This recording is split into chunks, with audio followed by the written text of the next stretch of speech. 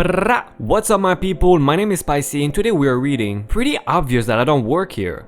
I hope I did not send her to her death. A possibly close one. Learn your place. Same uniform color. A nice lad in a bookstore. And finally, I work here, but not in the position you think I am in. But before we get into the story of a Karen screaming at a man for no reason, congratulations Fred Gomez for the comment of the day. And everyone leave a fire emoji in the comments if you think the video is fire.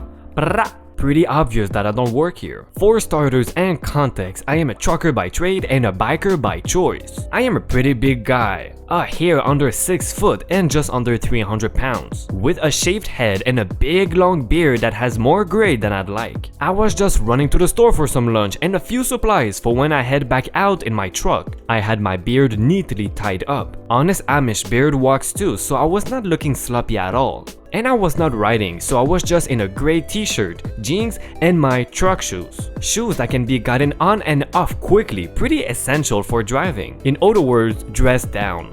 And this store has the clean cut with a red branded polo and khakis. I am not sure if they thought I was security or something, but a lady and her daughter charged up to me by the OJ. And they wanted me to do something about those kids. Apparently, some of the kids, I'd say maybe 11 or 13 at most, were playing on one of the free provided motorized cars, the kind you ride in, and they did not approve. For the record, I don't approve either, but 1, I don't work there, and 2, they're not my kids, so I was minding my own business. I would like to say that I had a full-blown Karen moment here, but all it took from me was a stern, "I don't work here, go away," and I'm guessing a good look at me to end things. Okay, so 13 kids were playing on a motorized cart. What the hell were they doing? But at the same time, when you're a kid, you can have fun with anything. Now let's get into the next story of a man who gave the wrong information to someone. I hope I did not send her to her death. I was recently at a casino in Canada with my husband and we were just walking around trying our luck on the slot machines and tables. Yes, finally a store in Canada. We were in t-shirts and shorts and looked like normal tourists. Some of the other casino goers did not speak English because when I walked by some groups, I did not understand their conversation. Although sometimes I could tell they were speaking French or German or some other non-English language. Yeah, that was probably in Montreal. I was just standing and people watching when an older woman walked up to me and asked me something with a thick accent. I was not really paying attention when she spoke, but I could pick out where is the Since I was not focused on her when she spoke, I asked her again hoping I could figure it out when she asked again. She said the same phrase again and I still could not get past the where is the I didn't want to ask her again and annoy her, so I just looked around and then pointed her in a direction. She mimicked my gesture for clarification. I nodded and smiled and she walked off. My husband asked where she wanted to go and I told him that I thought she wanted the Galleria entrance and he thought she asked for the Asian section. I know, neither phrase sounds similar. Oh well, I just hope I didn't send her to her death. Although, come to think of it, I never did see her again.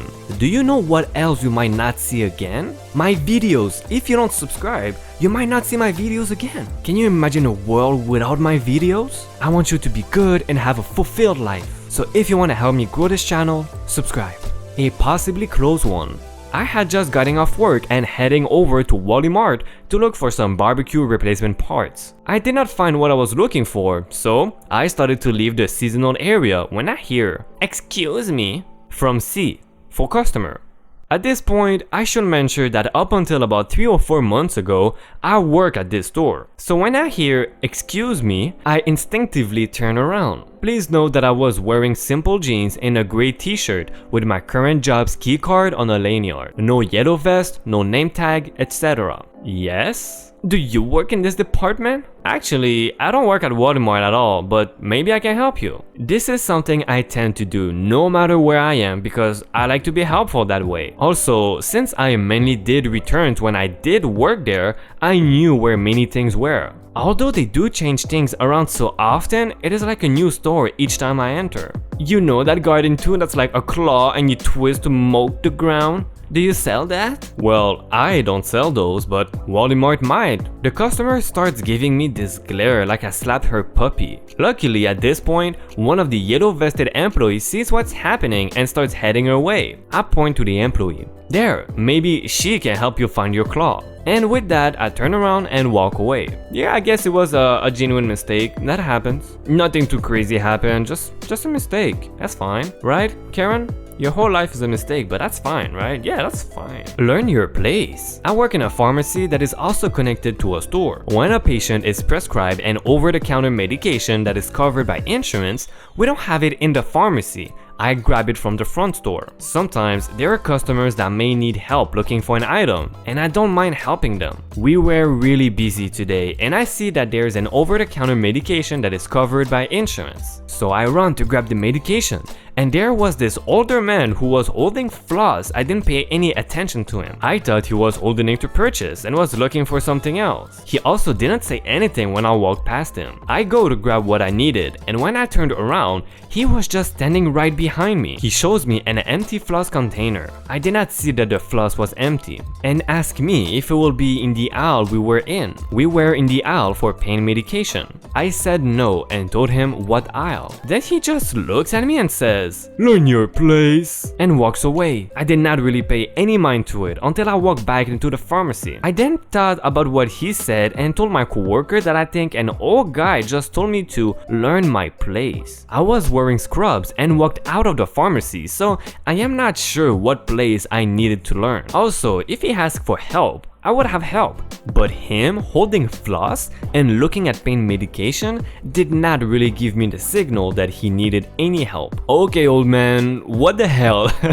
So you're just standing there holding your empty floss and asking where can you find more of these in the pain medication area and wondering why a pharmacy employee cannot point you to the right direction. You're clueless, my guy. That happens, I guess. Aside if your name is Karen and you never find what you need to find. Then yeah, Karen, it is your fault. Same uniform color. I made this account just to tell you this story since I only found out about this subreddit a few days ago. This event happens about 2 months ago in the Netherlands. So for context, I work at a drugstore chain. These are businesses in the Netherlands and Belgium. Maybe for those familiar with it, it is called Van Gruit. We all know that's not its real name, but still, we wear red shirts. I work at one that is about 2 blocks away from my home. In the same area, there's a supermarket, Marvo. Recently, it started having red shirts as well as a rebranding of their chain. You can see where this is going. One day, during my lunch break, I went to get a sandwich and something to drink at the supermarket. I did this with my coat on. I was still wearing my work uniform and I was listening to music with headphones on. As I went inside, I started gathering my things in a basket. A regular customer of the drugstore comes up to me. For reference, me is me, R is the regular customer, and K is Karen. Duh. The conversation goes as follows. I noticed she wanted to ask me something, so I put off my headphones. Can you help me find this item? Since I live in the neighborhood, I come here often. Yeah, of course. And I gave her the directions. Oh, thank you. The regular customer realized I don't work here. Oh, sorry dear, you're not from this store. You work across the street.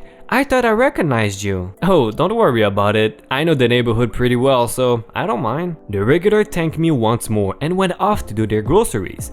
I put my headphones on once more. I still had about 30 minutes left for my lunch break, so I decided to head to the checkout. Here enters Karen. I was about 1 aisle away from the cash register. I still had my headphones on, so I did not notice her at first. I felt a slight touch on my shoulders. In confusion, I turned around and saw an angry woman looking at me. I decided to put my headphones off. I have been asking you to help me for the past 5 minutes. This is so rude. You dare to ignore me. I will call your manager if you're not going to help me. Miss, No, I don't want your excuses. Just help me already. She then pushed her entire grocery list in my hand, telling me to go get what she needs. I am still confused and trying to explain. Miss, I don't work here. If you're still wondering, she is still angry. No, you help that other customer. You need to help me as well. You are wearing the work uniform I has on. I don't care if you are on your break. You still help that other customer. At this point, she's screaming at me. I would get your manager and get you fired. Now, we are in the Netherlands, and some of us can be pretty tall. I am the tallest girl in my school year.